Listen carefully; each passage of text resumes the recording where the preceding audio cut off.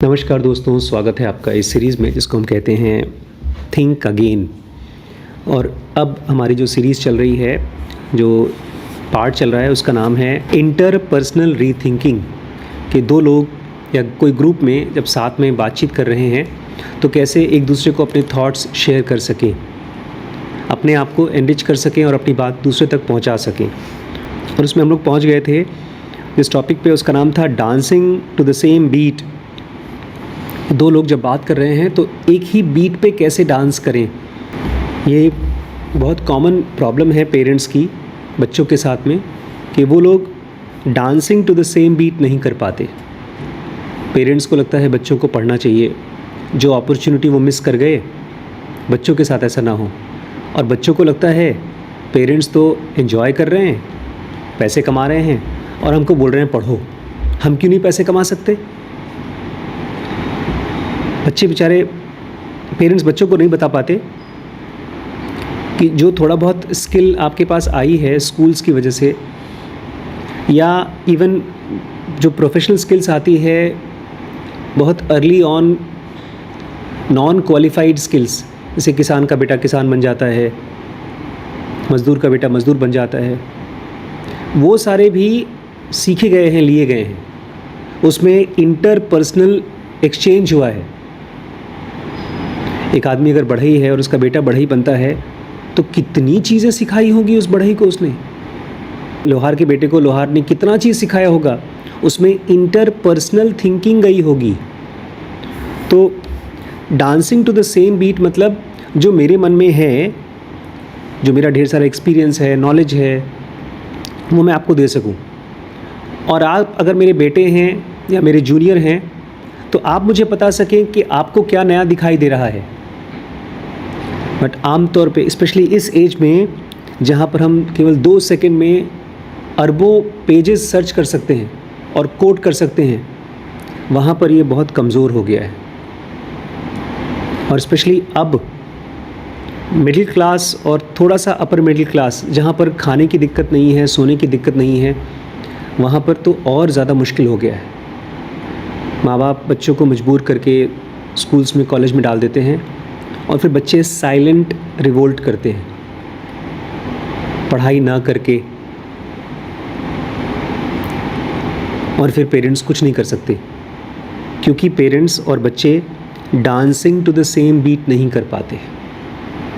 इससे फ़र्क नहीं पड़ता है कि एक बच्चा सोचने में, पढ़ने में कमज़ोर है कि तेज़ है। नहीं, ऐसा नहीं है। ये पेरेंट्स की कमी है कि वो बच्चे के साथ में गुड फाइट क्लब नहीं खड़ा कर पा रहे हैं। अगर मुझे आपको अलजेब्रा ट्रांसफ़र करना है, बताना है कि अलजेब्रा बहुत इंपॉर्टेंट चीज़ है,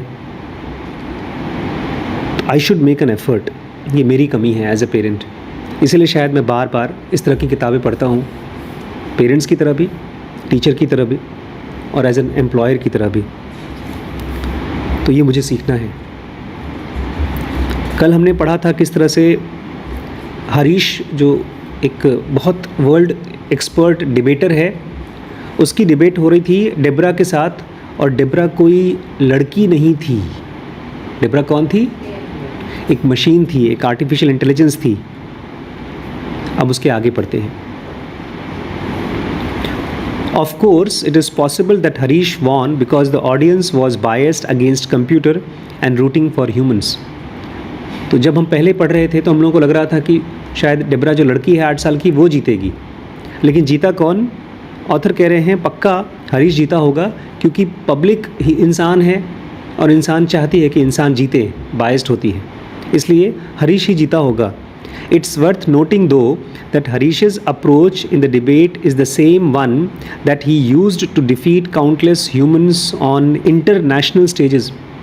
और यहाँ पर ये भी आपको बता दें कि हरीश ने इस कंप्यूटर को कैसे हराया। ठीक वैसे ही हराया जैसे उसने ढेर सारे अनगिनत लोगों को इंटरनेशनल डिबेट्स में हराया।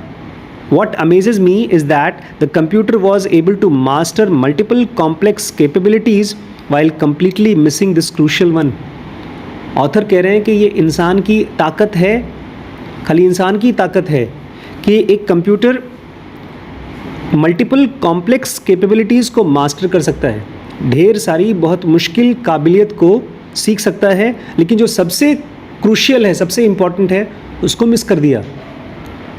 After studying 10 billion sentences, a computer was able to say something funny, a skill that's normally thought to be confined to sentient beings with high levels of social and emotional intelligence. 10 Arab sentences को पढ़ने के बाद computer कुछ मजाक कर पाता है, जो कि माना जाता है कि इंसानों के पास है, जो सोशली और इमोशनली इंटेलिजेंट होते हैं। The computer had learned to make logical arguments, computer ने तर्क संगत बहस करना सीख लिया था। And even anticipate the other side's counter argument, और कंप्यूटर ने ये भी एंटिसिपेट करना शुरू कर दिया था जो इंसान ही कर पाते हैं, कि सामने वाला कौन सा काउंटर आर्ग्यूमेंट देगा, जो मैं बोलूँगा उसके बहस में सामने वाला क्या बोलेगा। Yet it hadn't learn to agree with elements of the other side's argument, लेकिन फिर भी बेचारा कंप्यूटर ने एक चीज़ नहीं सीखा कि कैसे आप सामने वाले के साथ अग्री करें उसके बहस के साथ। Apparently because that behavior was all too rarely deployed across 400 million articles by humans. जब इतना सा भाई कंप्यूटर ने सीख लिया तो ये चीज़ क्यों नहीं सीख पाया? शायद इसलिए क्योंकि इसके पहले जितने भी लोगों ने डिबेट किया है 400 मिलियन आर्टिकल्स में कहीं पर भी लोगों ने एक्सेप्ट करना, अग्री करना, ये सब किया नहीं, क्योंकि कंप्यूटर सीखता है इंसानों से ही। जो हम करते हैं वही कंप्यूटर करता है, और जो पहले कंप्यूटर से नहीं किया, जो इंसानों ने पहले नहीं किया, वो कंप्यूटर सीखा ही नहीं। They were usually too busy preaching their arguments.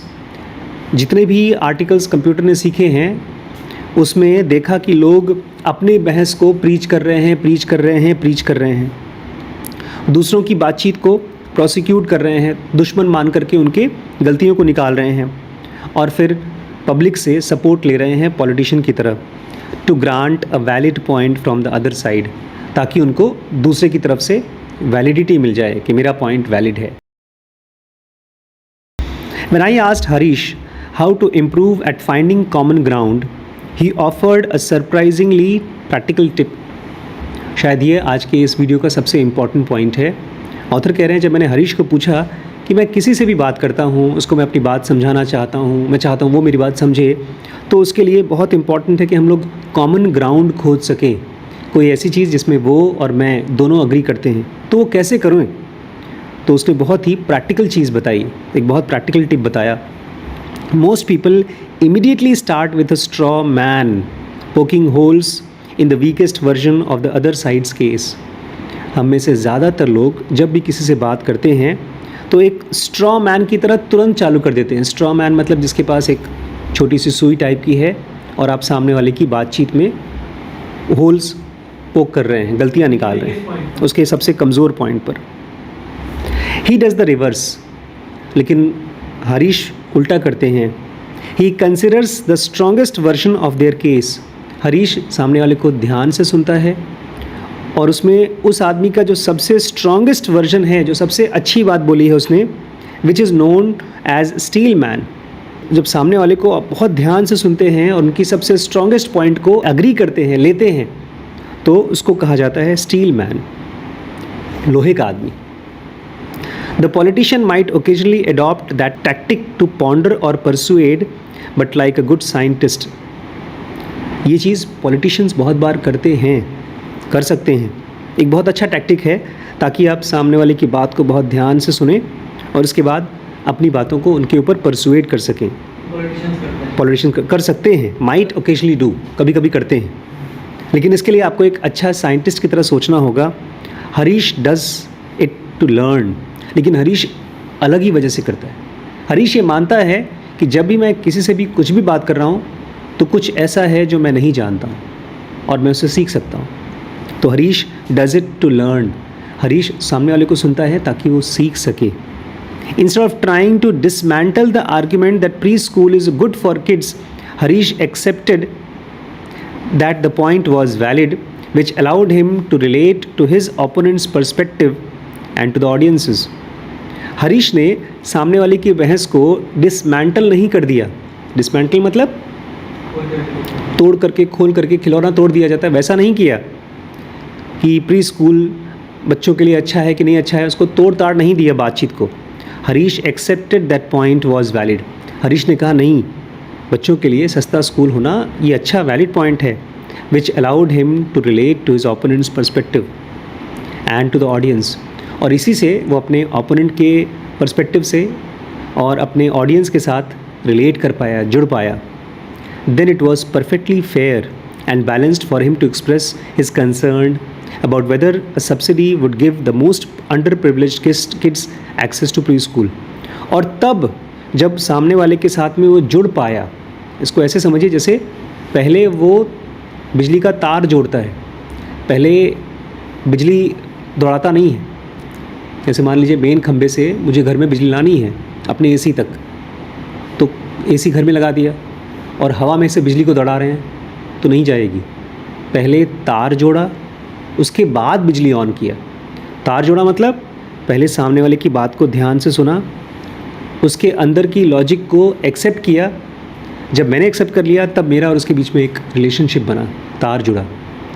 तब परफेक्टली फेयर हो जाता है, मतलब ईमानदारी लगती है कि हाँ भाई तुम भी बताओ, तुम अगर मेरी बात से एग्री करते हो तो तुम भी बताओ तुम्हारा क्या पॉइंट है। Drawing attention to common ground and avoiding defend attack spiral weren't the only way to in which Harish resembled expert negotiators. He was also a careful not to come on too strong। दूसरे के साथ में एक common ground पे लाना, सामने वाला मेरी बात के बीच में एक कॉमन ग्राउंड हो, एक तो ये।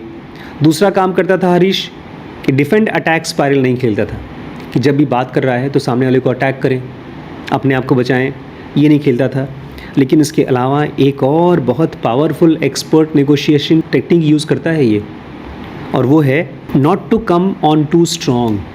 क्या मतलब not to come on too strong? मतलब ऊपर एकदम से चढ़ ना जाए। कि जब आप किसी से बात कर रहे हैं तो ऐसा नहीं होना चाहिए कि आपकी पर्सनालिटी उसके ऊपर हावी हो रही है।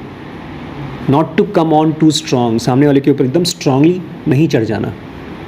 और इसी से हम लोग का नेक्स्ट वीडियो चालू होगा जिसका नाम है don't step on their toes. जब भी आप किसी से बात कर रहे हैं तो एक तरह का डांस है, और डांस में कभी भी सामने वाले के पैर के ऊपर अपना पैर आप नहीं चढ़ाते, नहीं तो डांस ख़राब हो जाएगा, चोट लग जाएगी, गिर जाएंगे। तो वो हम अगले वीडियो में पढ़ते हैं।